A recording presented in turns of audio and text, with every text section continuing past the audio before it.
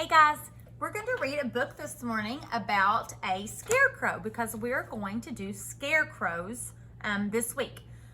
So we're going to read The Lonely Scarecrow. Now, lots of times we see scarecrows in gardens.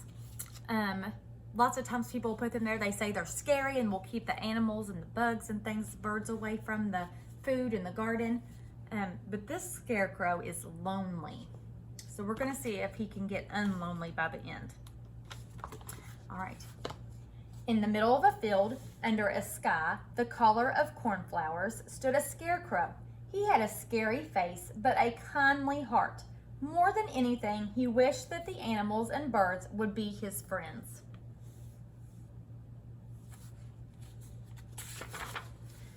But the creatures of the field were afraid of the scarecrow's flapping coat and big black hat.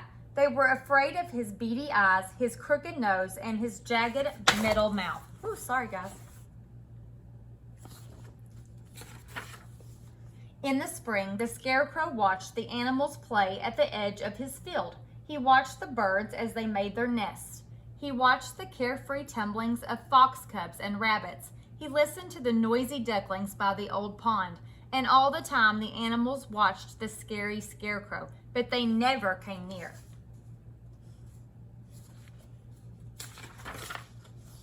Each day, the swaying wheat in the field grew taller. The scarecrow lost sight of the animals. He lost even the happy song of the lark, drowned out by the whispering of the wheat.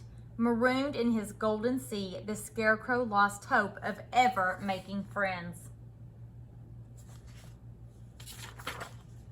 Then the combine monster came to harvest the wheat. The animals hid from its churning jaws and the ravaged acres of mud and stubble that it left behind. They also hid from the scarecrow, who stood alone now in the empty field. From the north came a sly breeze that stole the leaves from the trees and the light from the days.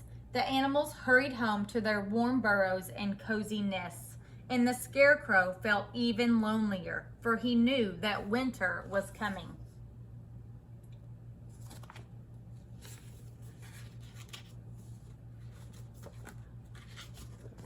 Snow fell heavily one night and kept on falling. It fell on the bare, still woods and on the silent fields. Slowly it covered the ground where the scarecrow stood.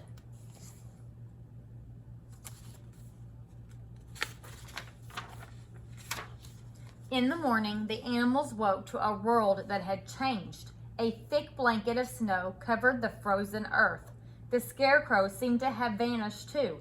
In his place stood a jolly snowman.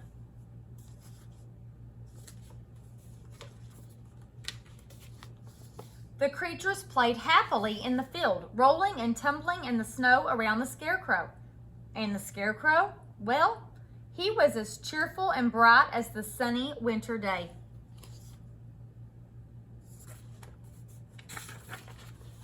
Although he was happy, the scarecrow was afraid of what would happen when he lost his snowy coat. He was afraid that the animals would shrink from his twisted shape. Most of all, he was afraid he would be alone again. And then the snow began to thaw.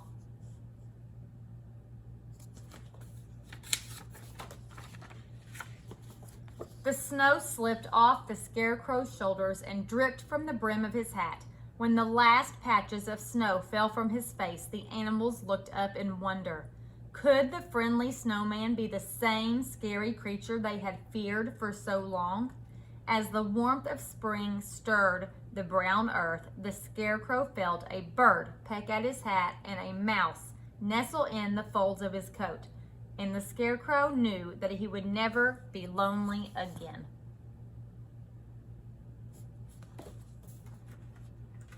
The end. All right, so he did get unlonely by the end, didn't he? So they're not as scary as they look sometimes. All right, before we go, when we took our STAR test last week, most of us, I noticed a bunch of people were still missing a certain skill, counting the number of words in a sentence. So I wanted to really quickly review and go over that one more time. So I'm going to slip my phone down here a little bit. Okay, so let's look at this first sentence that I wrote at the top. Even if you can't read it, you can still count the words in a sentence. All right, I am going to tell you what it says, but you don't really need to know what the words are. You only need to know where one word stops and another word starts. Now on the test, it did not say count how many letters. I saw some of you going 1, 2, 3, 4, 5, 6. Okay, so you have to make sure that you're listening really close to the words, okay, or in the directions. So instead of counting letters, it asks you to count how many words. Now remember, a word is a group of letters that are put together. All right, so this says the dog is red. So the first word is this word. T-H-E spells the. All right, so here is one word. All right, then we have a space. And remember, words are separated by spaces. So there's a space, and then we're going to have the next word. And it goes until there's another space. So this one is another word.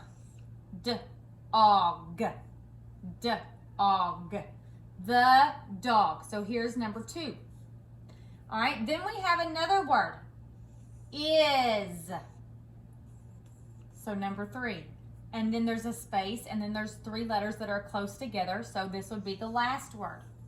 Red. 4.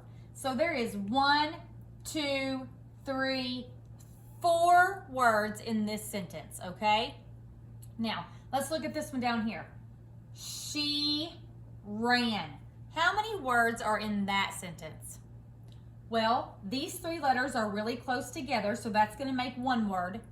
And then there's a space, and these 3 letters are really close together, so that's going to make another word. So she ran. 1, 2. So this one has 2 words in the sentence. All right, and let's look at this last one. I like apples. How many words are in this sentence? Well, this is by itself, so it's going to be one word, I. Then we have a space, and then these 4 are close together, so that's going to be another word, like. And then we have a space, and then all of these are close together, so this is going to be the last word, apples. So we have 1, 2, 3 words in that sentence. All right, so if you still need some practice with that, have mom or somebody help you, okay?